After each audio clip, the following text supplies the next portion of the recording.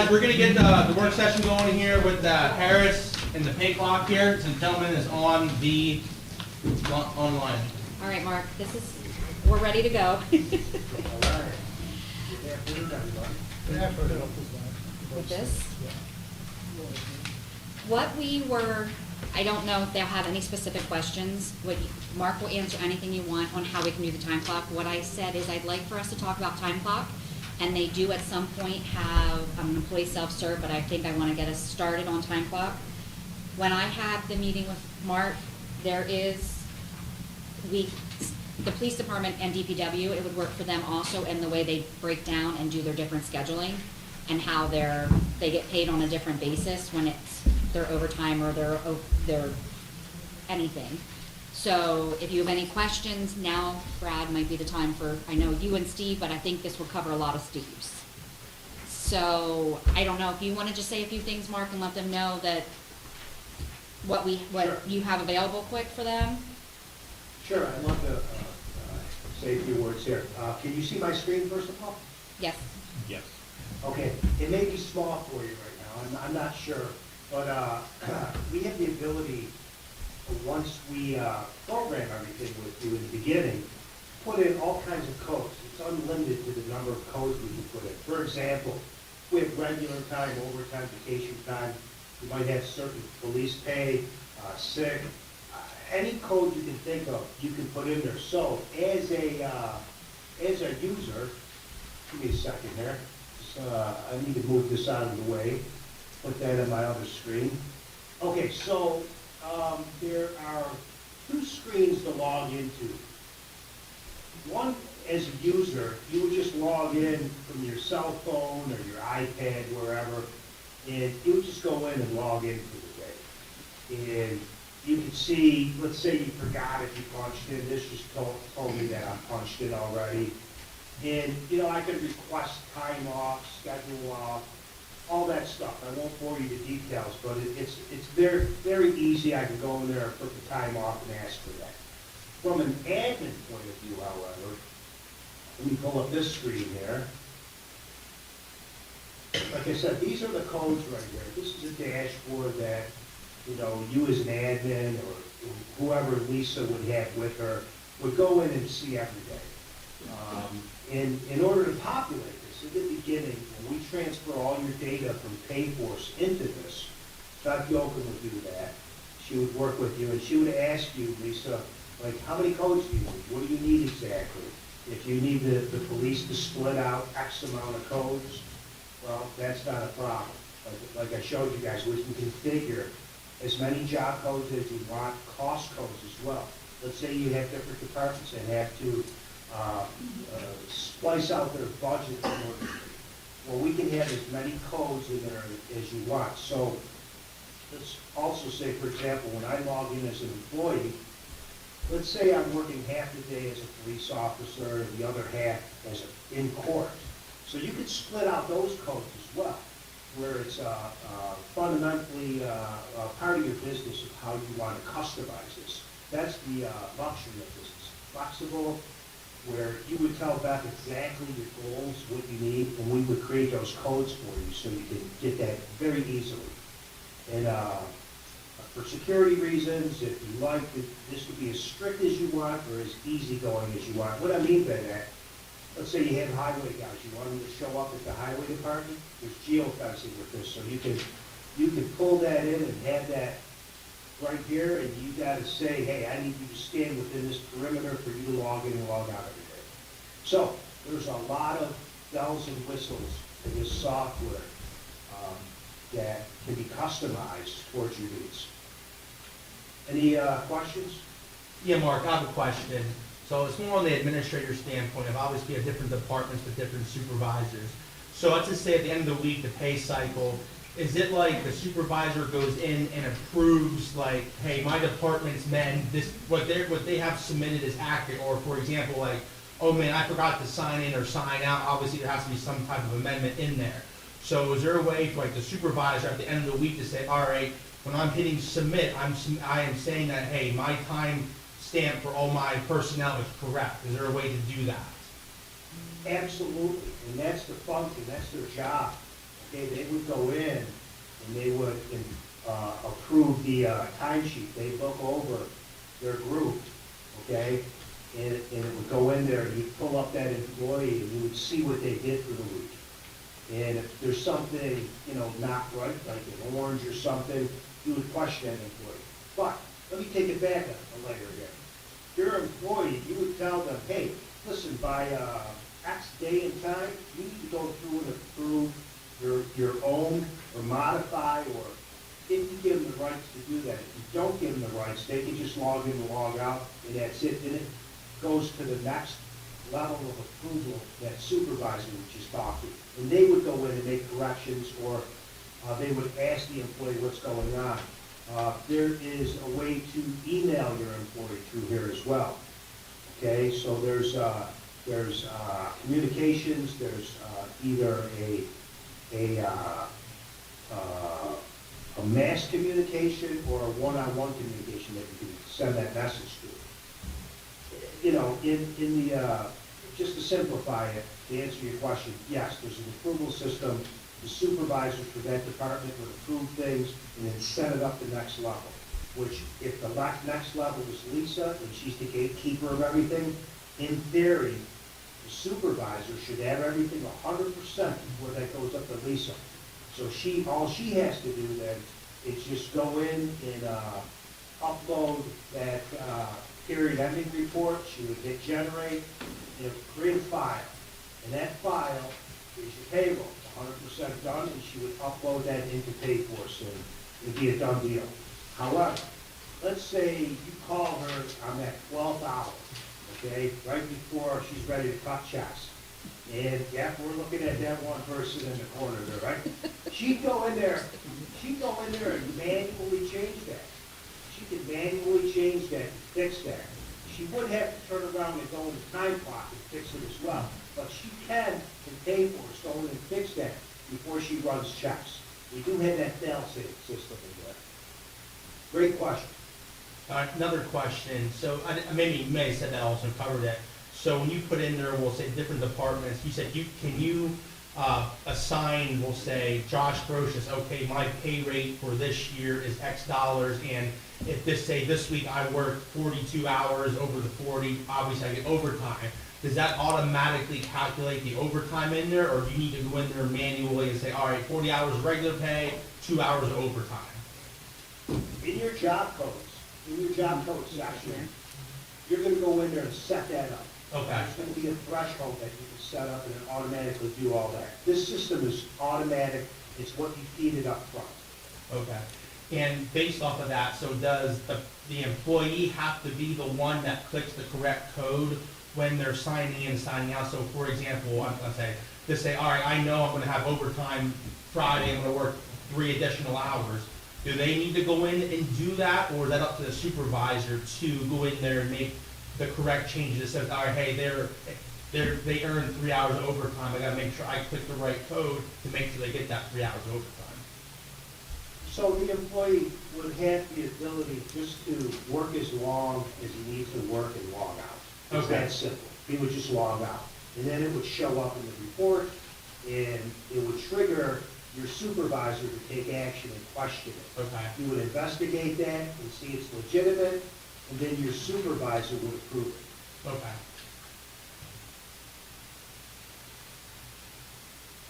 You can also set up in here how much leeway you want to get. For example, if you want to say you can only log in 5 minutes before your shift, you could do that. Or you could do 15 minutes, or you can have no time limit with that. It's how you want to do it, because as a supervisor, you can go in there and see what overtime is approaching.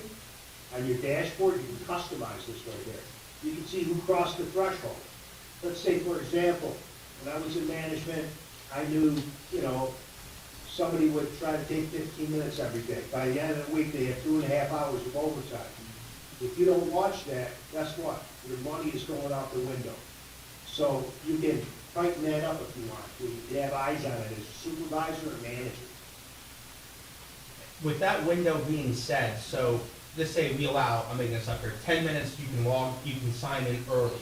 but can we make it in the system to say the day starts at 8 o'clock, you can sign in as early as 7:50, but you're not gonna start getting paid till 8 o'clock, and to say the workday goes until 4:30, regardless if you sign out at 4:45, is because, oh man, I went out to my car, forgot to sign out, I run back in quick, does it stop paying you at 4:30, or is that up to the supervisor to go in and catch that, we'll call it mistake, and make it right? That would be up to the supervisor to allow that or not. Okay. They have that, that's the whole reason for an exception to come up, so you can track that. Just so you know, through the reporting, there's like 60 ad hoc reports in here, and you can create reports as well. So you'd be able to find that one quick report to see who crossed the line, or, you know, who went over, all those kind of things, and you can manage that behavioral action if it happens all the time. Okay. I have a question, just to go a bit further on the overtime. So is there a provision or like a rule that will automatically stop their clock out or clocking time at 4:30? And then if it goes over, if they get the clock out, can we make the adjustment? Or, yeah, like we can't make that rule at all, that it stops? So when I say you can be as strict or lenient as you want, you could give the employee that right to fix it. I don't really recommend that. I would recommend the supervisor holding that kind of power. And it would cause an exception, and you would go in and fix that and talk to them about that. The time clock is going to run. It's going to give a true stamp, no matter if you stamp it early or late. It's going to be true. There's no deviation from that right there, because you don't want it to deviate.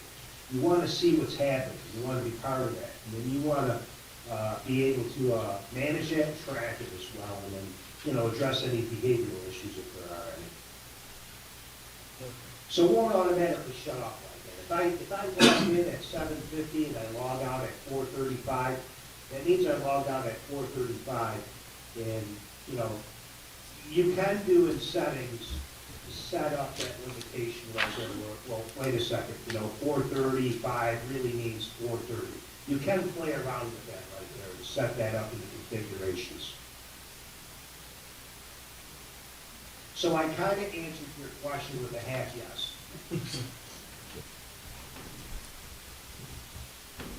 I have a question. Two things. So, one, so I think you covered it though, with clocking out. Because for example, like with police, a lot of times, like, we're there after shift. So if a late accident happens or late call happens, guys are doing reports and such. Most of those guys, they just eat that time. They're there an extra 25, 30 minutes after they're done with their shift. They do that to get it done so it's in.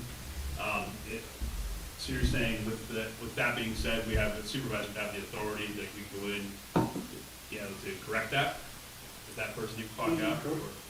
He can correct it or approve it, right? He has to do one thing, or, you know, he has to do something with it, because it's going to trigger an exception to him. And he's either going to say, hey, I'm going to pay you, or have that discussion and fix it. Okay. And then, secondly, with the scheduling, what does the daily schedule look like then? Is there a calendar view that can show me like how many persons would be like on shift, and what does that look like? There is hours. Let me see if I can find it in there. I normally go through my presentation and, you know, kind of do it, but let me see if I can find that in here. There's a. If I'm out of order, I'm sorry. I was thinking of No, one. that's okay. You can swap shifts, and you can bid on shifts. You can move things around. You want to see a group. Hold on a second. You want to see a daily schedule. Yeah, daily or weekly or monthly. Yeah, you can kind of go in there and pick it. Let me go back in there a second. There's a daily, there's a individual. I know you can do it. I just have to click the right button. So this is an employee right now. Who asked that question? Chief Slack. He? Okay, so Chief. Chief Slack, Brad.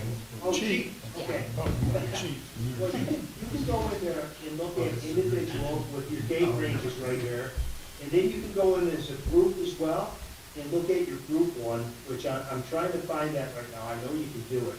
I just have to find it in here. Give me a second here. There's the weekly, there it is. There's the weekly, here's all the employees. I'm a Star Trek guy, so James Kerr, and a couple other employees in here. You can look at them across the board. Obviously, this is demo data, so it's kind of dummy data right now. So it doesn't have real things going on. But if you did, it would light up everything and show you just one view of where everybody's at for the week, or you can go back in time, whatever scheduled dates you pick right here. You can go in the past, you can go in the future too, okay? You can preload people's schedule for the whole year if you want. Right, because that's what we do, that's what I'm. Oh, you do? Yes, yes. Oh, okay. And then, is there the ability to put notes on too, like daily, like this person has to do this on this Yes. day? Traffic in this Notes location? Yeah, notes and attachments, okay? You can do that, and you can also, there's like a shift assignment. You can assign shifts in there, and there's a shift board too, where you can swap, drop. If you want to open this up to them, you can, or you can lock it down. It's up to you. And we first initially get everything set up. That's where the labor's at right there. When Beth works with Lisa to kind of ask her questions, well, how do you want this to be? She'll go in here and do this. That's the, the build-up right there. So this time clock, we're going to import everything in from your payroll. So that's how everybody's information's going to go in there, but we're going to custom code things then. And that's the great thing. A lot of police departments use this because of this feature right there. Thank you. Yeah, no problem, Chief. Anyone else have any questions? That was painless, Mark, thank you very much. I'm gonna talk to, we'll figure this all out, and then I'll be in touch probably, hopefully in the next day or two, and we'll go from there. Okay, thank you, everybody. Have a great evening. You Thank you, too, sir. thank You you. too. Bye-bye. All right, any other quick comments, concerns about the pay clock, force? I know we want to come up with some type of policy that states that. Now, Joel, here's a question for you on the legal end of it. So obviously in the system, it says we have a little leeway, like 7:55 is actually 8 o'clock and so on and so Right. forth. So obviously, if it's 7:50, that's not 8 o'clock, so technically that's 10 minutes of overtime. If they're logging in at 7:50, do we need to create some type of policy that states, all right, your start time isn't until 8 o'clock and your end time isn't until 4:30? Because in the system, it's gonna show that, hey, I came in early and I worked late. Is there any, do we need to create a policy or some type of? Quite honestly, I think we already have that policy, that the hours are what they are. Okay, And therefore, I think it's already in writing, okay, honestly. I mean, if we don't have that, I would certainly suggest we do a policy, but I think we do. okay. And normally you do have that, Josh. Usually you set it up that they can't clock in any more than 7 minutes. No, I get that. I'm just saying on the system, it's gonna show that they worked overtime. No. Obviously, we don't want them to be paying out, No. 15 minutes of But overtime every If- day. If you, like he said, if they do that, it's gotta come up as an exception. Yeah, and then the supervisor will have to Wipes that out. wipe that out, hey, it's only 8 to 4:30, for example. Okay. All right, any other? And they have 7 minutes to clock out, so Same, yeah. before or after. Now, are we gonna put in there that they need to clock in and out for lunch? Do they do it now? Well, there's no place to clock in or clock out Right, because it's I on do- paper. I think, yes, I think that should definitely Yeah. be put in there. Okay, I'm just saying, because I know there's nothing now that we have, so you Right. need to, because there's no place to technically clock out, but. Right, well, you're gonna do whatever way your daily shift is set up. Yeah, of course, I'm So just you saying, are just we gotta gonna? mirror that, it's just gotta be out there, that's all. All right, and then we'll obviously want to come up again with the time slot, like, Right. for example, say lunch is at 12, or you can sign Well, up but then- 11:55 And you gotta and, be careful about that, because I think we ran into the problem here, but we've also been in that situation before. You can't take your lunch at, say you get a half hour for lunch, you can't take your lunch at 4 o'clock. yeah, Okay. And then leave early, yeah. you can't do that. So your lunch is gonna be, and I wanna be careful how I say that, because with the police, it could be a different situation depending on what's going on. Well, I kind of said before, it goes back to the approval of the supervisor. Right. Like, there may be that exception, hey, I'm making this thing up, for example, like, I have a doctor's appointment at 4:15, I leave at 4 o'clock, I work through my lunch on Thursday. Right. Okay, but that shouldn't be every week, multiple times a week. It goes back to the supervisor. It's an exception to the rule kind of. Yeah, it goes back to the supervisor approving those exceptions. Correct. And, but, you know, they have to, it's gotta be exceptions. Yeah, And one time is okay, two times. yeah, like you said, it goes back to the frequency, like, all right, hey, the doctor, you know, the office closes at 4:30, I have to leave early And, for you know, that. and there are, the police are, again, the police are different. I mean, Yeah, depending on quite, what's- quite honestly, there's a reason why we don't want to clock in and clock out. I mean, that's our arrival on shift, the key fob is great, that's logging us in, that's clocking us in. I mean, there's always We're arriving at that location. Because, you know, the reality is, if obviously in a major incident, we're not worried about clocking it around. Right. That's not. And it kind of goes back to like the Parks and Rec and Gym also, like, you know, something breaks or something happens. There's different hours, We're not, exactly. you know, it goes back to those rules and exceptions, it goes back to the Yeah. supervisor supervising. Yeah, You just have to trust that your supervisors are paying attention. Well, in the time clock software too, I mean, with supervisor approval, right, if you have somebody that comes in and they're on an emergency that works overtime, you or. Right, I guess I would manually prefer, enter like- that time slot. I think to make things simple for me, the guide I think is like something about loading in, like the, load schedule, because that's what we do, we put the schedule up for the year. We put the schedule in, and then if something changes, the guys are submitting time as what changed, like, so that's the shift they work, if they took off, there's a slip that follows. If they worked overtime, there's a slip that follows, and, you know, then it's on me to check all that. Anyone else got questions, comment, well, not really questions, but comments or concerns about this that Lisa could, you know, pass on if there's any? I think it's a good deal. Yeah. All right, moving on, next one, the EMA Director. So I spoke with Joel this morning on this because technically speaking, we never advertised it. I mean, we spoke about it in the council meeting, but we never actually advertised it. And to be, what's the word, Joel? Fair, I don't say fair is the word, but Fair. transparent, we'll say. We need to advertise it first, and then we do this again later on. So obviously, the people who did submit their letters of interest, they don't have to resubmit them again, we already have them, but just for the sake of transparency, your best bet is to table this. That way, everything's transparent, everyone had a chance to apply, who may be interested, and we can revisit it later on. But I thought last time we spoke about this, that we did announce it, we was on the. I know, but it wasn't advertised in the paper. Like, I talked to Joel, I'm like, I know we announced, I know we said, we need people, but like, we never actually advertised. I look back and like, should we advertise it before we actually pick somebody? Wasn't that the But wait a argument that second, last time? Yeah. Listen, it's not, it doesn't matter to me, I'm just saying, when I Well, spoke with no, Joel. but all the other positions we filled, we didn't advertise any of them. The only, what I was asked is this, let me tell everybody what I said. Josh asked if it was required to advertise it, and I said no. He said, would it be a good idea? And I said, absolutely. I mean, I said, I think that for transparency's sake and for fairness sake, it should have been put in the paper, but I said, all these positions should be, quite honestly. And that is where it's at.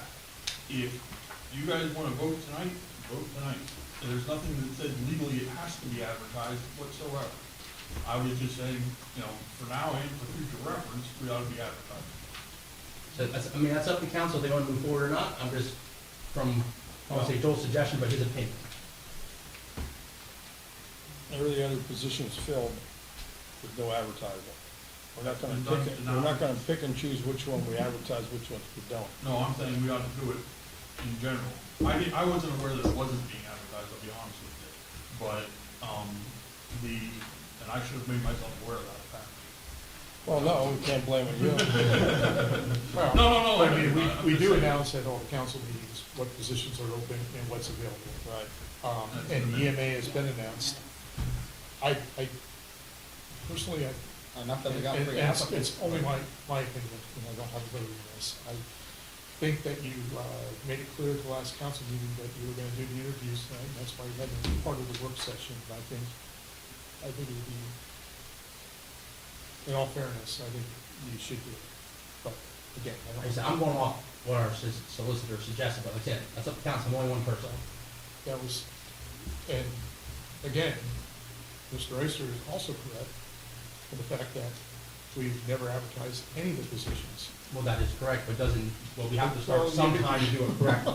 Okay, then start after this. So we're gonna start after the fact that we know we're wrong, we're gonna start after the fact. Listen, it's up to council, We've doesn't known we were matter. wrong for a while. But as you said in the past, we need to make it correct. And are we gonna say, well, we know we're doing it wrong, but we'll make it right after the fact? But we announced it last time at the last city council meeting, and from my understanding that, I mean, it should have been announced and advertised for the past 4 years if the mayor was supposed to appoint this person, so for your first term, it's been sitting vacant. Well, And now we want let's to make a start- correction, sir. It was not vacant. Let's start with that. We did have people appointed into that position. And we never advertised those. Well, as we said, just because we've done it wrong in the past doesn't mean we should continue to do it wrong. But it's up to council. I think right and wrong are absolutist terms. I mean, I don't think it's right to advertise. I don't think it's wrong to advertise. It's not legally required. Not legally required. But we did announce it when it was on the agenda by another member of this board. So if we're gonna, what's fair is fair. It was obviously out publicly enough that 3 people knew to apply. Not disagreeing at all. Those are my thoughts. Do we have to make a motion, yes or no? No, you can't right now. You No, gotta do it's that. just- Well, in the meeting, but, so what's our next move there? I mean, we I can, think you should have to, I think you can go ahead with the interviews, and then in the meeting, you either make a motion to table it, or you make a motion to accept 1 or 2 of the people. Thank you. And that's up to you guys, but I don't have the interviews as we did at, oh, sorry, we're gonna do it. all right. Well, we asked them to And we be. can't vote not to right now, so we have to. Yeah. All right, so I guess we'll continue with the interviews. Mr. Ferrari, or I don't know if you want to ask questions, you want to say why they're best for the position. I don't know how you guys want to proceed with this, so how do you guys want to proceed? You want to ask questions, you just want them to, I thought you had those chairs there for a reason. oh, okay, I guess come on up, I guess, oh, okay. I didn't even see those chairs there. They're blended in with the other chairs. So I don't know if you want them to say, There was 5 at one time. That was good. Jeff, you worked all afternoon getting them ready. Ah, you sit down, yeah. one, Sit in the chair. An hour chair. Come on. you don't get too comfortable then, right? I didn't bring these. I You have did. them. What? I have them. I tried getting into FEMA. That's another thing. I will provide you with those. Thank you, sir.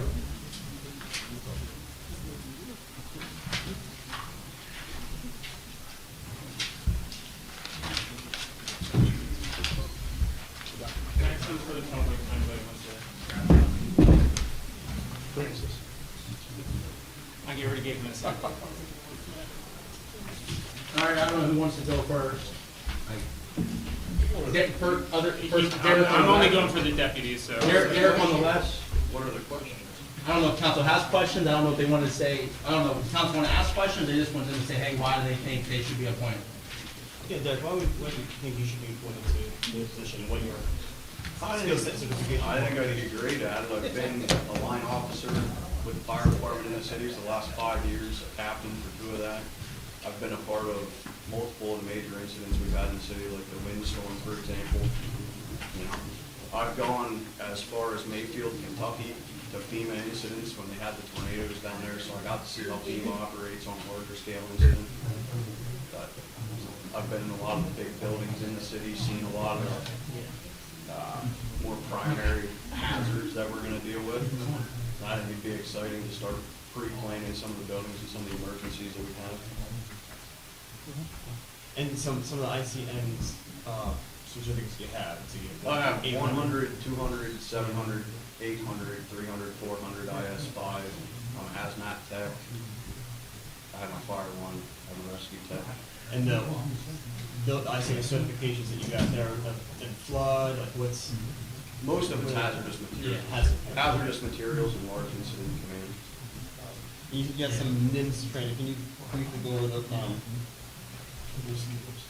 NIMS?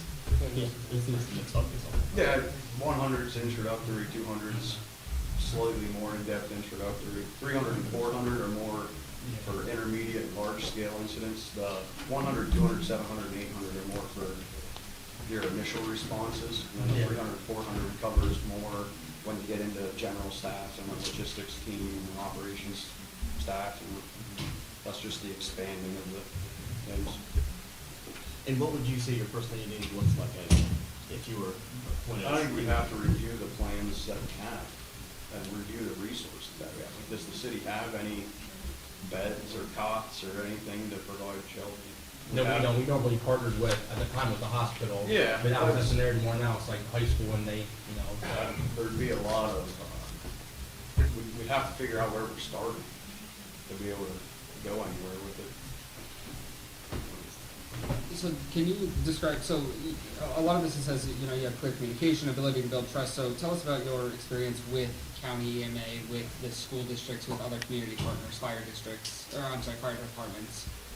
Well, we work hand in hand with them all the time. As far as the school goes, I run the school club. Okay. You know, I started that a year, 2 years ago maybe. We went from 0 juniors in the city to 13 juniors in the city. So we're trying to build our program. Anybody that's seen anybody on a fire call, it's an aging population. It's a young man being, so we're trying to get younger guys involved. The school board seems receptive of it. They're easy to work with. As far as county EMA, you know, I know all those guys personally.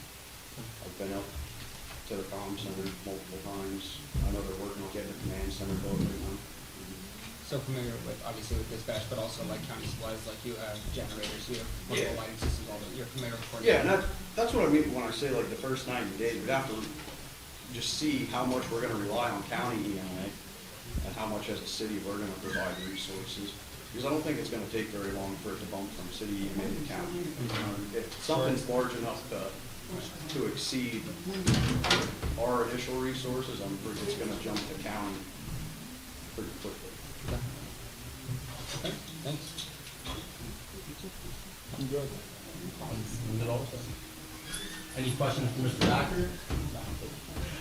You're applying specifically for deputy? Just deputy, yes. Okay. I think Derrick's the right person for, or Derrick Ferrari is the right person for, it's kind of weird. Derrick Ferrari is the right one for the director position, absolutely. But I do want to echo everything you said. Everybody thinks just because you went into a fire or anything that you're built for command and incident command. That's not necessarily the case, because really incident command, Derrick and I were talking about this, you're really a delegator, because you're not, you may want to get jumped in and get involved in the scene, but you can't really do that because you have to be the resource that finds the resources that are needed for that incident and get them where they need to go in a timely manner. So really, you can't jump in because you're going to get tunnel vision, and everybody knows in the emergency services, you can't get tunnel vision because that's how you miss things. So really, at the end of the day, we're trying to make sure that resources, the proper resources are obtained. We know where they are, where they need to go, and get there in a timely manner. If you really want to boil it down to a really small way of describing it. Okay. And obviously, I have NIMS just like him. I've been a part of the fire department. I won't reiterate everything that he said, but Derrick and I have, we've talked about some things as far as the fire department goes. I've been involved with the fire department on the administrative side of things. Yeah, I want to make sure that I can continue helping Sunbury and help Derrick if he's selected in his duties and get everything up to snuff as far as the plan goes. Okay. Right. Well, it's not a new question. I would give my time to you. Jim didn't ask any questions. You have your time. Go ahead, Ms. Brown. Derrick, you. Which Derrick one? Ferrari. You do know you have to work with the police department because Yeah. there are major incidents. Yeah, and I haven't yet. Your role would be basically, support and oversee the larger picture of it, so that you can get the necessary resources or whatever chief staff would need at that time, or whoever the officer is that's in charge. And you understand that Pennsylvania's the bottom line state, right? So everything that you do starts at your level, and then you also look at the county as a resource to get whatever you need. How are you at writing plans? I wrote, Can you and spell? like you said, I haven't done Can you anything spell? with the police. But I've written the pre-plans like for the Edison and stuff like that. I've The heard- police are a key part of it. Yes. Like a good example would be when we evacuated Riverfront Towers. Yep.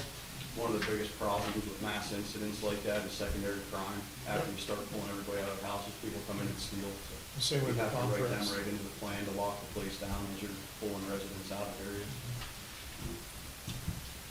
Do you have a question for Mr. Burke? Did you say you went to FEMA? I was in Mayfield, Kentucky when FEMA had their center set up. Yeah. So, I mean, and my recommendation is whoever is the choice, obviously good, you train, I went to it, and it's exceptional. No, I wasn't Check all the trained. boxes. Yeah, That- well, that I'm was- saying I for you, just went and on behalf of the partook in- city, they send you to FEMA. They I would select love you. to do that. I think that's a Yeah, phenomenal I would resource. absolutely. I have done that, and, Yeah. gained a ton of knowledge. Yeah. Well, yeah. because- You do have NIMS and you have, so technically you do have, Yeah. you have FEMA training. Yeah, but I never, Yeah. yeah. I NIMS haven't is- trained. That, going down to Mayfield, I was operating, I wasn't part of it. So you're in, you work in Yeah. defense. Yeah, I mean, more training than get the better not.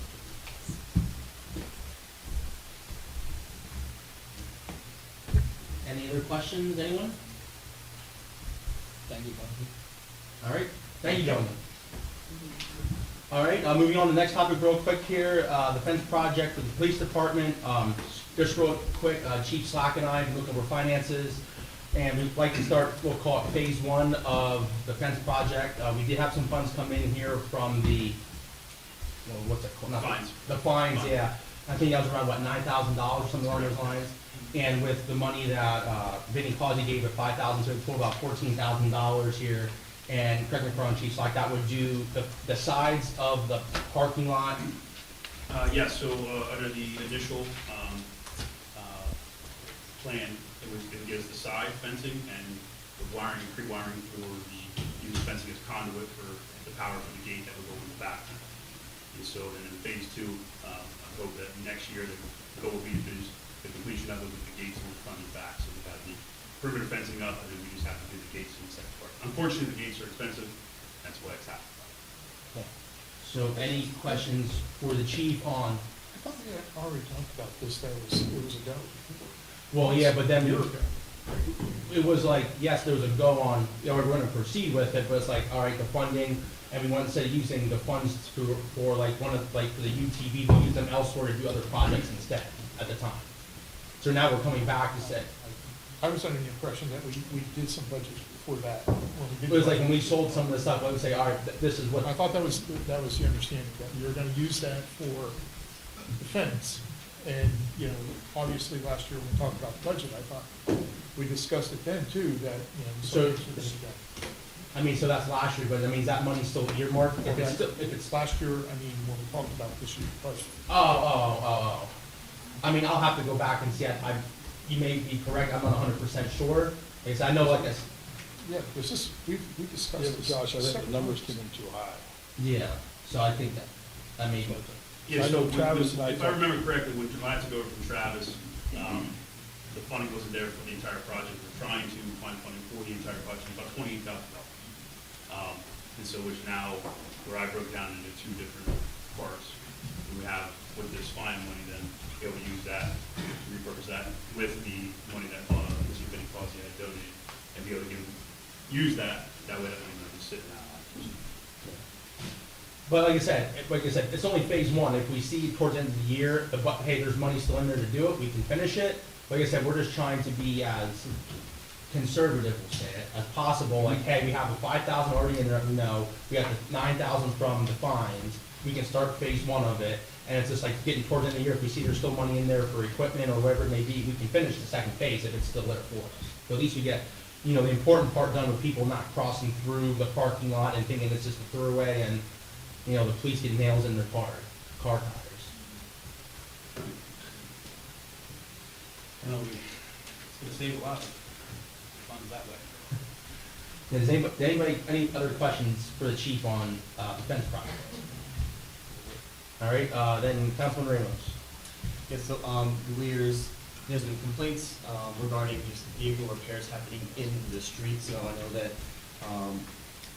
Jackie and I, Supervisor, we talked about making a proposed change in addition to our current ordinance in chapter 63 for vehicles and traffic, and that is, what's gonna be added is to add provisions to prohibit repair and or servicing of vehicles on public streets and right-of-ways within the city. Jackie, did you want to elaborate any more on this particular ordinance?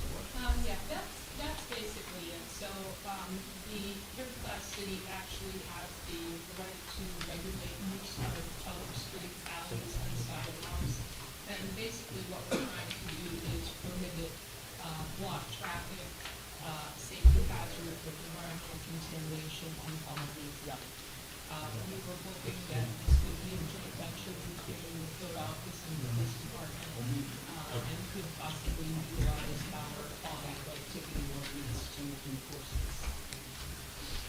So obviously, this is an addition that we're trying to make to the ordinance, but obviously the first reading is going to be at the next city council meeting, from my understanding, so that's it. Does anyone have any questions for Andrew or Jackie on that, which would be, he said, amendment to the ordinance? Anyone? Any questions?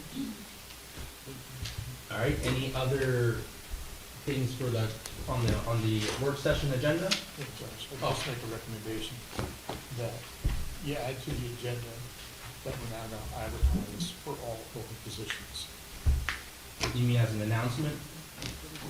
as a vote to do that. What, okay. Refer to our solicitor for this one. Is there anything, you have like a policy written that's saying we're gonna do this, or can we It'd just be do a it? resolution that we would, All right, so can we do that here tonight, or should we wait till next meeting when there is a, like, an actual? I think we ought to put it on the agenda and have it as a resolution, so you guys can review it before we vote. All right. All due respect to staff. All right, so don't put it on the, so put it on the agenda or don't? I would not, We're not, okay. tonight. Okay. All right, anything else? All right, we have about 4 minutes to the regular council meeting, so if anyone has to do anything next 4 minutes, now's the time to do it.